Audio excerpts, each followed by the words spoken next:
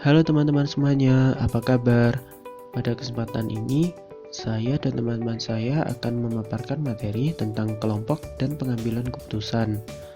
Dalam penyusunan materi ini, kami dibimbing oleh Pak Joli Julhadi selaku dosen pengampu mata kuliah Pengaruh Sosial dan Dinamika Kelompok. Anggota kelompok kami 1. Hubayani Tias Hakiki, 2. Afifah Rizka Andini, 3. Ainul Rahmania Putri, 4. Ria Uku Ayudina, 5. Cecilia Frida Emeranda, dan 6. Felis Sektio Jermanda Mulia Clara. Adapun outline dari pemaparan materi kelompok kami, yang pertama ada definisi, yang kedua ada tahap-tahap pengambilan keputusan dalam kelompok, yang ketiga ada model pengambilan keputusan dalam kelompok, keempat tipe proses pengambilan keputusan, kelima grouping, 6 polarisasi kelompok, dan yang terakhir studi kasus dan kesimpulan mengenai pengambilan keputusan dalam kelompok. Definisi. Istilah kelompok memiliki berbagai macam definisi tergantung dari pendekatan yang digunakan oleh para peneliti. Karena itu juga terdapat ketidaksepakatan yang luas tentang definisi dari sebuah kelompok. Pada karakteristik interaksi interpersonal, kelompok diartikan sebagai beberapa individu yang melakukan interaksi satu sama lain. Definisi lainnya didasarkan pada persepsi keanggotaan, yang mana saat dua orang atau lebih menganggap bahwa diri mereka adalah milik kelompok tertentu. Maksudnya, kelompok adalah salah satu kesatuan yang terdiri dari sejumlah individu yang terpisah-pisah, namun memiliki persepsi kolektif tentang kesatuan serta memiliki kemampuan untuk bertindak secara kesatuan terhadap lingkungannya. Oke, pembahasan yang pertama yaitu tentang tahap-tahap pengambilan keputusan kelompok. Nah, di mana tahap-tahap ini menggunakan teori fungsional pengambilan keputusan kelompok.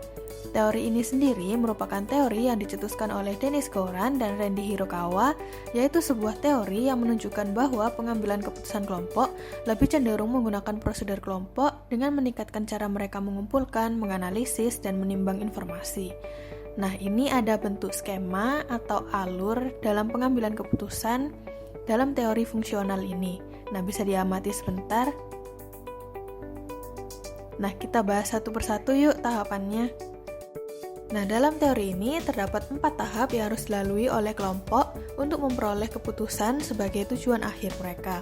Nah, tahap yang pertama yaitu tahap orientasi. Dalam tahap ini terdapat 2 hal yang harus dilakukan oleh kelompok, yaitu yang pertama mendefinisikan masalah dan yang kedua yaitu proses perencanaan. Nah, kita bahas dulu yang pertama yaitu mendefinisikan masalah. Nah, sebuah pengambilan keputusan dalam kelompok itu dimulai dengan adanya masalah yang membutuhkan solusi. Nah, situasi seperti ini itu memicu proses pengambilan keputusan yang seringkali dimulai dengan pengakuan akan keadaan yang tidak memuaskan dari sebuah situasi dan pencarian solusi. Nah, dalam tahap ini, kelompok itu melakukan pemecahan masalah, mengatur prosedur yang akan digunakan dalam pekerjaannya, mengklarifikasi tujuan kelompok, mengidentifikasi sumber-sumber daya yang diperlukan untuk membuat keputusan, mengetahui hambatan yang harus diatasi dan atau dihindari, kemudian menentukan prosedur yang harus diikuti dalam pengumpulan informasi dan pengambilan keputusan, serta sepakat mengenai prosedur yang diikuti selama pertemuan.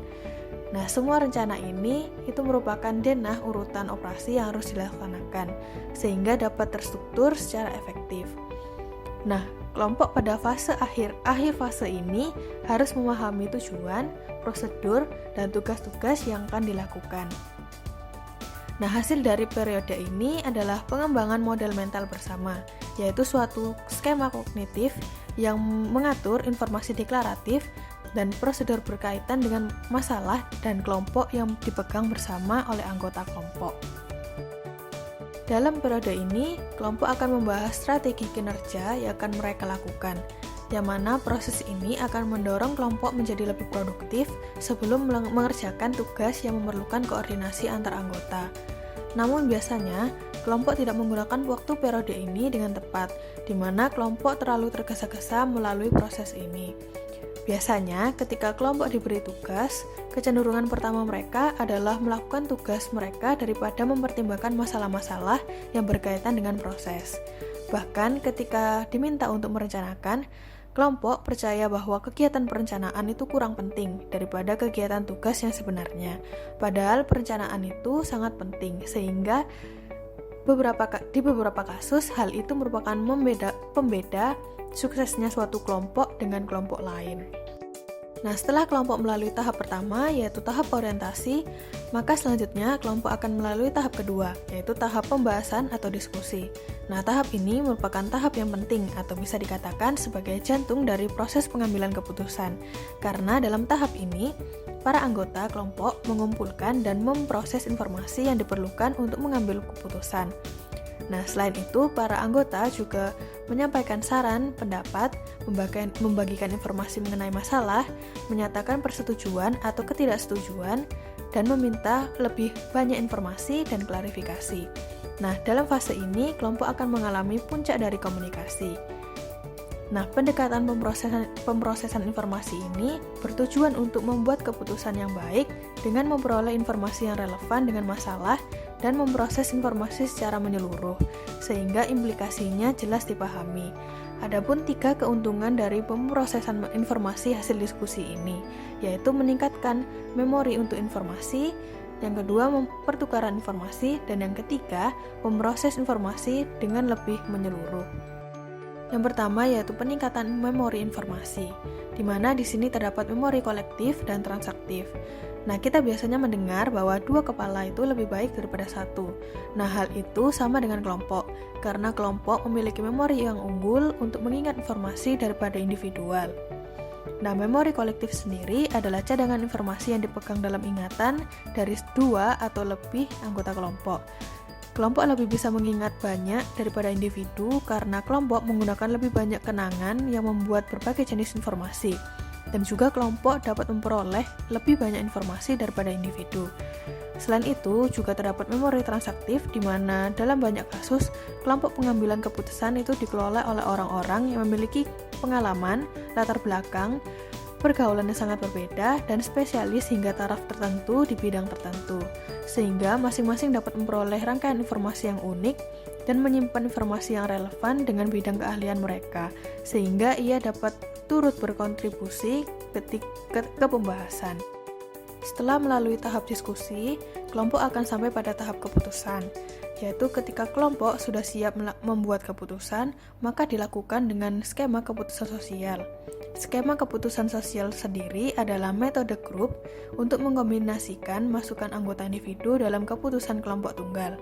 Adapun beberapa skema keputusan sosial yang umum yaitu adalah pendelegasian keputusan, keputusan rata-rata, keputusan pluralitas, keputusan konsensus, dan keputusan pilihan acak. Yang pertama yaitu pendelegasian keputusan, di mana seseorang, kelompok kecil, atau pihak luar membuat sebuah keputusan akhir bagi sebuah kelompok tanpa masukan dari anggota kelompok tersebut. Bentuk-bentuk delegasi lainnya seperti meminta seorang ahli untuk menjawab atau membentuk subkomite yang terdiri dari beberapa anggota untuk menelaah masalah itu dan mencapai kesimpulan. Setiap skema keputusan memiliki kekuatan dan kelemahan. Delegasi menghemat waktu dan juga cocok untuk isu-isu yang kurang penting. Namun, mandat dari sang pengarah dapat membuat para anggotanya merasa kehilangan haknya dan diabaikan. Kedua yaitu keputusan rata-rata. Setiap anggota kelompok membuat keputusannya secara individu, dan rekomendasi pribadi ini dirata-rata untuk menghasilkan keputusan.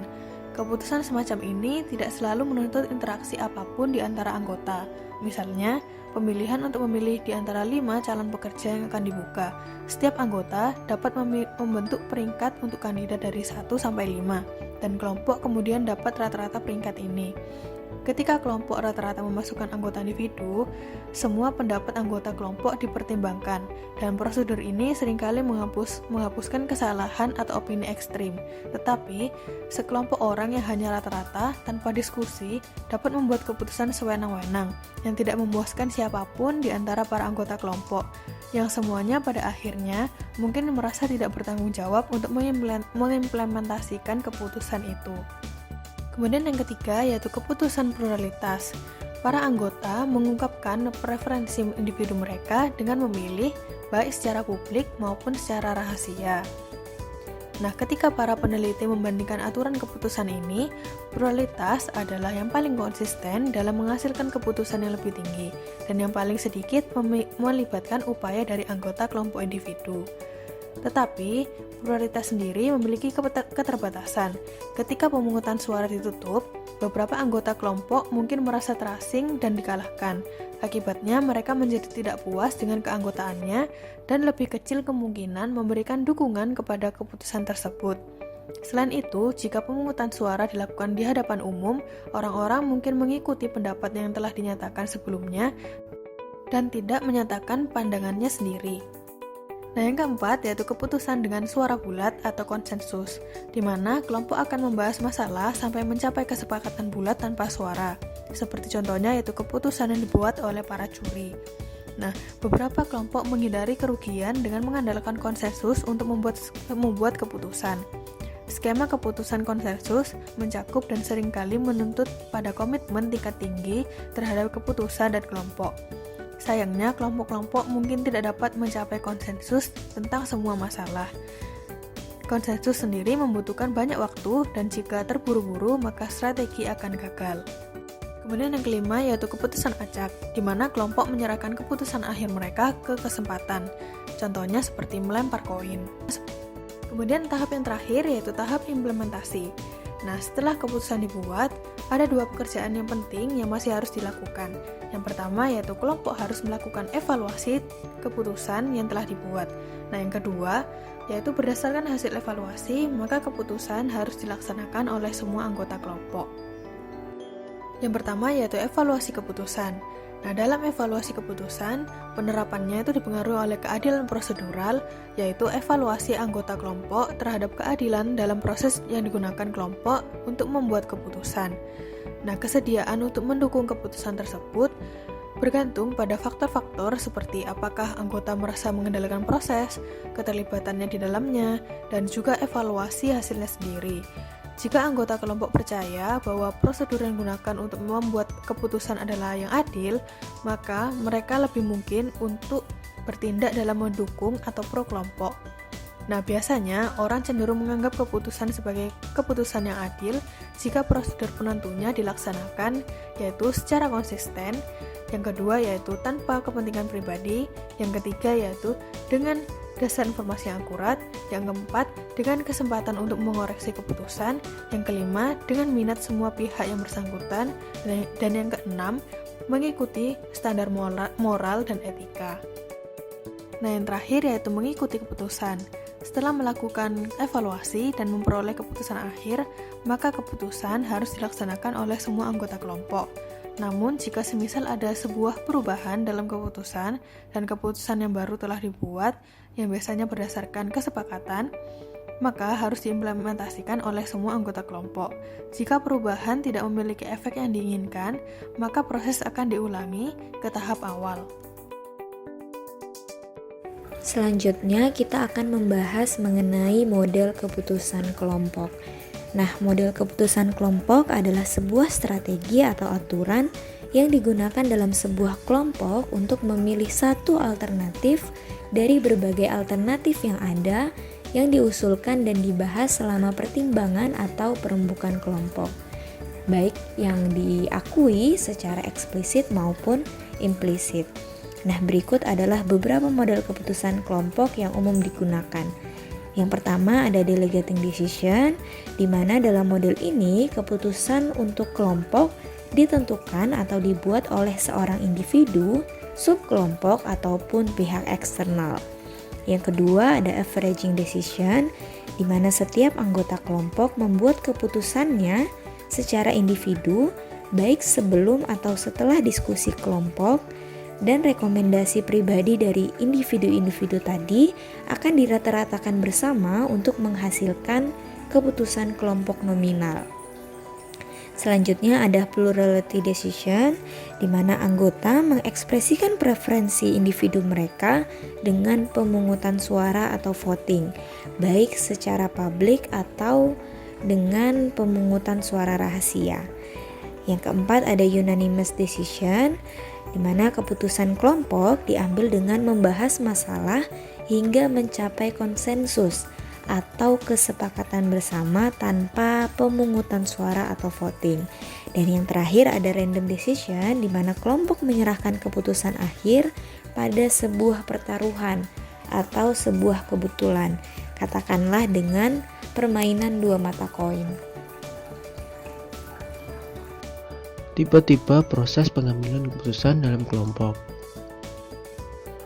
Menurut model normatif terbaru milik Fromm, tipe-tipe proses pengambilan keputusan dalam kelompok dibagi menjadi 4. Yang pertama ada decide, di mana pemimpin membuat keputusan berdasarkan informasi yang sudah tersedia atau berasal dari anggotanya. Kemudian baru pemimpin mengumumkan apa yang menjadi keputusannya. Yang kedua yaitu ada consult, secara individual dan secara grup. Secara individual, pemimpin berbagi masalah dengan anggota grup secara individual atau perorangan dan mendapatkan ide dan saran mereka satu persatu tanpa bertemu sebagai suatu kelompok. Setelah itu, baru pemimpin mengambil keputusan atas apa yang mereka katakan satu persatu. Yang selanjutnya yaitu secara grup, pemimpin membahas masalah dengan anggota sebagai keseluruhan kelompok dan secara kolektif. Kemudian, pemimpin membuat keputusan dari hasil diskusi secara keseluruhan kelompok. Yang selanjutnya yaitu ada tipe facilitate, di mana pemimpin tetap aktif dalam proses, termasuk mengatur perencanaan kolaboratif dari suatu masalah dan membantu kelompok mencapai sebuah kesepakatan. Pemimpin tidak mempengaruhi keputusan kelompok, dan kemudian pemimpin mengambil keputusan yang didukung oleh banyak anggota kelompok. Yang keempat atau yang terakhir yaitu tipe delegate, di mana pemimpin hanya memberi dukungan, arahan, penjelasan, dan kebutuhan tanpa melibatkan dirinya secara langsung. Seluruh anggota bekerja secara mandiri tanpa keterlibatan langsung dari seorang pemimpin.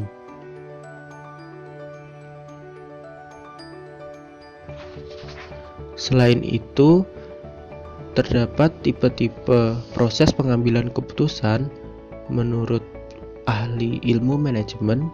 Yang pertama yaitu menurut Dr. Hasibuan tahun 2019.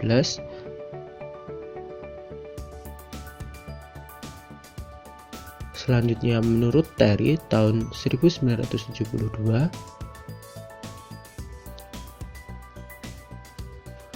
Dan yang terakhir menurut Brooker tahun 1999.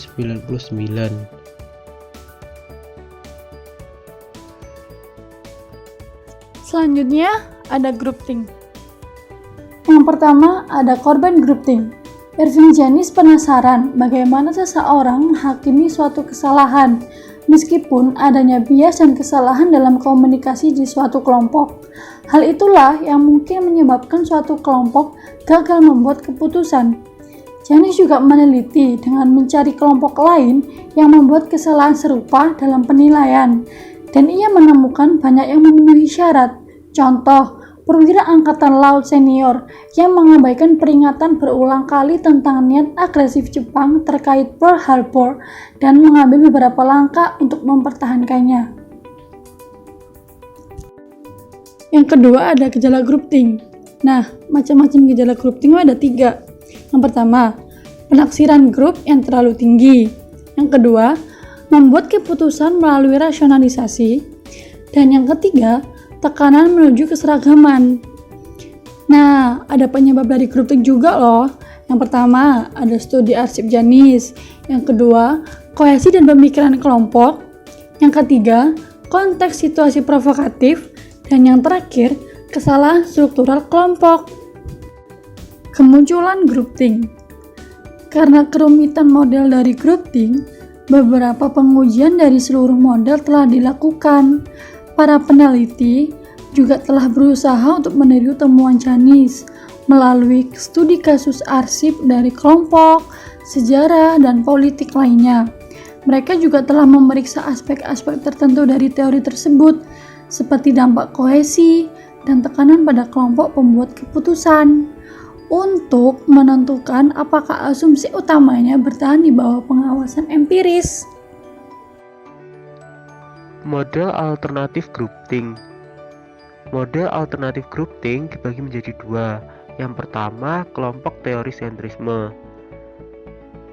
Kelompok teori sentrisme merupakan kelompok yang cenderung terburu-buru membuat penilaian atas dasar informasi yang tidak mencukupi, terutama jika mereka menghadapi situasi yang mengganggu kapasitas mereka untuk memproses informasi seperti tekanan waktu, ambiguitas yang parah, kebisingan, atau kelelahan.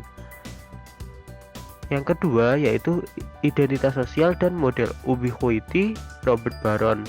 Setelah meninjau banyak penilaian yang ada tentang teori Janice, dapat disepakati bahwa anggota kelompok yang sering berjuang untuk konsensus dan bahwa dengan melakukan itu mereka cenderung membatasi perbedaan pendapat, merendahkan kelompok luar, dan salah menilai kompetensi kelompok mereka sendiri. Mencegah groupthink. Menurut peristiwa Base of Pigs, mencegah groupthink dilakukan dengan membatasi pencarian persetujuan prematur jika kesesuaian merupakan norma dalam kelompok Base of Pigs. Perbedaan pendapat juga diperjuangkan oleh kelompok selama krisis rudal.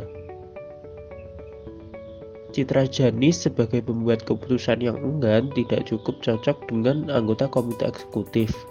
Para peserta sepenuhnya menyadari bahwa beberapa kursus tindakan harus diambil dan mereka menyerahkan diri pada tugas yang sulit. Pengambilan keputusan yang cacat. Jika keberuntungan berada di sisi perancana Bay of Pigs misalnya, Jenderal Castro memutuskan untuk mengambil alih militer pada hari yang sama dengan invasi, maka serangan itu mungkin saja terjadi. Tetapi pada perencanaan Bay of Pigs masih memikirkan kelompoknya. Janice tidak menganggap kelompok tersebut mengalami groupthink hanya karena mengambil keputusan yang buruk, tetapi karena menunjukkan gejala groupthink dan gejala pengambilan keputusan yang salah. Pencegahan dalam pengambilan keputusan yang cacat. Pertama, ada mind guard, yaitu seorang anggota kelompok yang melindungi kelompok dari informasi negatif atau kontroversial dengan menjaga gerbang dan menekan perbedaan pendapat. Yang kedua, ada paradoks abilene, yaitu kecenderungan yang berlawanan dengan intuisi suatu kelompok untuk memutuskan tindakan yang tidak satupun dari anggota kelompok secara individual mendukung. Yang ketiga, ketidaktahuan pluralistik, yaitu ketika anggota suatu kelompok memiliki berbagai pendapat, kepercayaan, atau penilaian, tetapi mengungkapkan pendapat, keyakinan, atau penilaian serupa di depan umum. Karena setiap anggota percaya bahwa pandangan pribadinya adalah berbeda dari orang lain dalam grup. Yang keempat, ada jebakan atau entrapment, yaitu suatu bentuk peningkatan investasi di mana individu mengeluarkan lebih banyak sumber daya mereka dalam mengejar tindakan yang dipilih daripada yang tampaknya sesuai atau dapat dibenarkan oleh standar eksternal. Yang kelima, ada sunk cost, yaitu investasi atau hilangnya sumber daya yang tidak dapat diperoleh kembali oleh tindakan saat ini atau masa depan berhasil. Selanjutnya adalah polarisasi kelompok. Jadi, apa sih polarisasi kelompok itu? Polarisasi kelompok merupakan sebuah fenomena di mana keputusan yang diambil oleh individu bisa saja dipengaruhi oleh kelompok. Menurut Klein dan Ulbricht dalam Mariadi tahun 2017, polarisasi kelompok merupakan sebuah proses di mana ketika kelompok melakukan diskusi, maka akan memperkuat pendapat yang ada dalam kelompok. Kemudian, apa yang dimaksud dengan fenomena perubahan berisiko atau the risky shift phenomenon. Ketika berdiskusi dengan kelompok dan mereka menjumpai pendapat yang lebih masuk akal dan meyakinkan, maka hal tersebut dapat mempengaruhi individu untuk beralih mengikuti pendapat kelompok. Fenomena ini disebut dengan the risky shift phenomenon. Selanjutnya adalah proses dan penyebab polarisasi kelompok. Para peneliti membuktikan bahwa individu bergerak dalam kedua arah selepas melakukan diskusi, di mana menunjukkan kemungkinan pergeseran ke arah yang berisiko. Peneliti menemukan bahwa diskusi kelompok tidak hanya memperkuat pilihan yang lebih berisiko atau cenderung berhati-hati, akan tetapi juga mempengaruhi sikap, keyakinan, penilaian, dan persepsi anggota kelompok. Menurut Friedkin, Liu, dan Letain, dalam Forsyth 1999, polarisasi merupakan pengaruh sosial yang berlangsung secara rutin dalam kelompok, termasuk perbandingan sosial. Saat anggota kelompok akan memutuskan sebuah pilihan, mereka akan cenderung menggunakan individu lain sebagai acuan untuk mengevaluasi preferensi dan posisi diri mereka. Secara tidak sengaja, individu akan membandingkan diri mereka dengan orang lain, dan ketika mereka mendapati sebuah pandangan yang berbeda dengan kelompok, kemungkinan pandangan mereka akan beralih pada pandangan kelompok. Polarisasi berlangsung karena anggota kelompok melakukan diskusi dan mendapati norma kelompok terkait dengan permasalahan atau hal yang sedang dibicarakan. Maka mereka akan memberikan pengakuan atas pandangan yang dimiliki oleh mayoritas anggota kelompok. Kemudian adalah persuasi. Biasanya, kelompok akan menghasilkan argumen yang cenderung mendukung posisi yang dipilih oleh mayoritas kelompok atau posisi yang paling konsisten berdasarkan nilai-nilai sosial yang dominan. Karena beberapa anggota mungkin lebih terbuka untuk mengungkapkan argumen yang konsisten pada norma sosial. Hal itulah yang menjadikan kelompok tersebut meyakinkan diri, karena lebih banyak argumen yang mendukung sudut pandang dominan selama diskusi. Jika kelompok yang sedang membahas suatu permasalahan atau hal mengulangi argumen yang sama dalam diskusi, polarisasi dapat meningkat karena anggota akan cenderung dibujuk oleh argumen yang tersedia.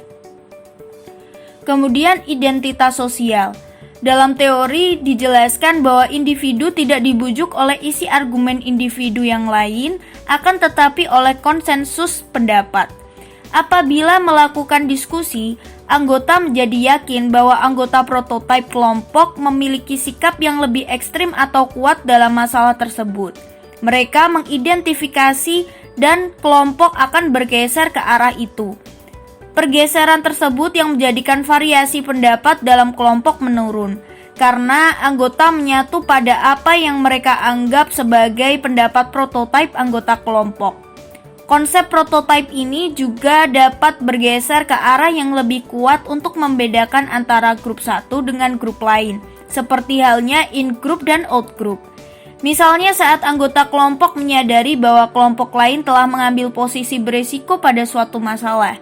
Anggota kelompok tersebut membedakan diri dari kelompok itu dengan menjadi lebih berhati-hati.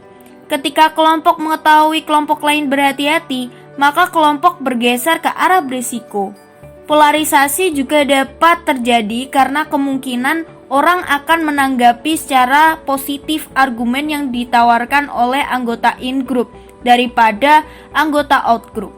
Maka dari itu, mereka yang memiliki identitas sosial bersama dapat membujuk satu sama lain untuk mengambil posisi yang semakin ekstrim. Poin selanjutnya adalah konsekuensi polarisasi. Menurut Kameda dan Tamura dalam Forsyth 1999, pada beberapa kasus polarisasi dapat menghasilkan efek yang positif. Meskipun polarisasi terkadang menimbulkan sumber kesalahan dan bias, namun dalam beberapa permasalahan dapat memberikan dampak positif terhadap kelompok atau individu. Contoh polarisasi kelompok. Interaksi sosial melalui internet tidak hanya memberikan dampak positif, akan tetapi juga memberikan dampak negatif bagi penggunanya. Dalam penggunaannya, seseorang cenderung menggunakan internet untuk mengunjungi situs yang memberikan pembenaran dan penguatan opini pada dirinya, di mana polarisasi dapat menyebabkan terbelahnya masyarakat menjadi dua kubu yang ekstrim dan merusak integrasi antar kelompok masyarakat. Berikutnya adalah studi kasus. Studi kasus yang kami gunakan merupakan hasil kutipan dari buku karya Cloninger dan disebut sebagai fenomena perubahan beresiko. Fenomena ini merupakan contoh studi kasus dalam teori polarisasi kelompok atau group polarization, di mana keputusan seorang individu dapat berubah setelah melakukan diskusi bersama kelompok, dan kelompok tersebut bertujuan untuk memperkuat pendapat kelompok yang sebelumnya telah mereka utarakan. Dan di dalam teori polarisasi kelompok ini memiliki kecenderungan untuk mendapatkan hasil yang relatif lebih ekstrim. Fenomena ini terjadi ketika Komite Kennedy mengalami pergulatan masalah yang melekat dalam rencana invasi. Walaupun para ahli kelompok memulai studi tentang efek diskusi kelompok dalam pengambilan keputusan dan menemukan bahwa kelompok lebih menyukai solusi yang konservatif, namun beberapa peneliti lainnya juga menemukan suatu perubahan yang memiliki resiko besar, di mana perubahan ini biasa diukur dengan menggunakan kuesioner dilema pilihan yang meminta individu maupun kelompok untuk mempertimbangkan jawaban dari beberapa pertanyaan yang diajukan. Contoh pertanyaan yang diberikan adalah seperti di bawah ini. Tuan A merupakan seorang insinyur listrik yang sudah menikah dan memiliki satu anak. Ia bekerja di sebuah perusahaan elektronik besar sejak lulus dari kuliah 5 tahun yang lalu.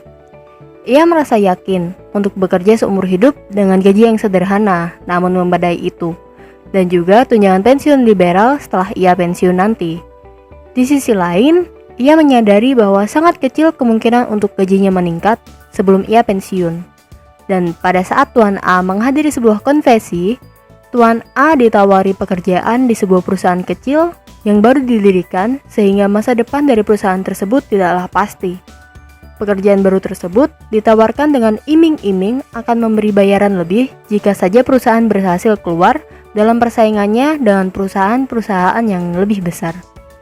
Bayangkanlah jika Anda sedang memberi pendapat atau masukan kepada Tuan A, dan berikut ini merupakan beberapa kemungkinan atau peluang untuk perusahaan baru tersebut yang terbukti sehat secara finansial. Harap perhatikan probabilitas terendah yang Anda anggap dapat diterima sehingga bermanfaat bagi Tuan A untuk mengambil pekerjaan baru.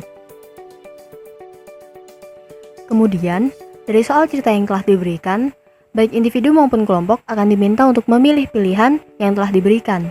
Dari studi kasus ini, berikut adalah pilihannya. Yang pilihan pertama adalah kemungkinan 1 dari 10 bahwa perusahaan akan terbukti sehat secara finansial. Pilihan kedua, kemungkinan 3 dari 10 bahwa perusahaan akan terbukti sehat secara finansial. Pilihan ketiga, kemungkinan 5 dari 10 bahwa perusahaan akan terbukti sehat secara finansial. Pilihan keempat, kemungkinan 7 dari 10 bahwa perusahaan akan terbukti sehat secara finansial. Pilihan kelima, kemungkinan 9 dari 10 bahwa perusahaan akan terbukti sehat secara finansial. Dan pilihan yang terakhir adalah berikan tanda centang di sini jika menurut Anda Tuan A tidak seharusnya mengambil pekerjaan baru tersebut tanpa peduli probabilitasnya. Ketika seorang individu diminta untuk membuat keputusan secara individu terlebih dahulu, lalu dikumpulkan dalam kelompok untuk meninjau kembali pilihan mereka, hasilnya keputusan kelompok menjadi agak beresiko dibandingkan dengan keputusan individu. Seperti misalnya hasil kuesioner yang ada di atas. Rata-rata keputusan individu sebelum diskusi adalah 5,5 pada skala dari 1 hingga 9, dan hasil keputusan secara kelompok adalah 4,8, yang mana mengalami perubahan sebanyak 0,7 ke arah resiko yang lebih besar. Kemudian, pergeseran juga terjadi ketika hasil penilaian individu dilakukan setelah diskusi kelompok atau bahkan ketika kegiatan diskusi ditunda selama 2 atau 6 minggu. Dan yang terakhir adalah kesimpulan. Kelompok adalah kumpulan dari beberapa macam orang yang berkumpul dan bersosialisasi dan memiliki tujuan untuk mensejahterakan kehidupan manusia secara bersama. Sebagian orang memilih untuk membuat keputusan secara berkelompok. Karena dalam berbagai kasus diskusi dalam kelompok lebih baik dalam menilai, memilih, memperkirakan, dan memecahkan masalah jika dibandingkan dengan individu. kelompok dapat membentuk persepsi dengan lebih akurat dibandingkan dengan individu. Marjorie Shaw membuktikan adanya kebijakan dalam kelompok dibandingkan individu, di mana kelompok dapat menghasilkan solusi dengan lebih tepat dan dapat lebih baik dalam memeriksa suatu kesalahan perhitungan dan kesimpulan dalam suatu masalah. Namun di balik itu, suatu kelompok juga memiliki implikasi psikologi pada manusia yang kemudian dapat menimbulkan efek negatif seperti konflik. Sebagai makhluk individu dan kelompok, setiap manusia memiliki peranan penting dalam pengambilan keputusan dalam suatu kelompok agar keputusan yang diambil dapat bermanfaat bagi sesama. Di sini, kita belajar untuk memahami dinamika perilaku yang terjadi di dalam kelompok karena interaksi antara individu maupun kelompok. Sekian yang dapat kelompok kami sampaikan. Kami mohon maaf apabila ada kata yang kurang berkenan. Terima kasih atas perhatian teman-teman semuanya terhadap materi kelompok kami. Semoga bermanfaat ya.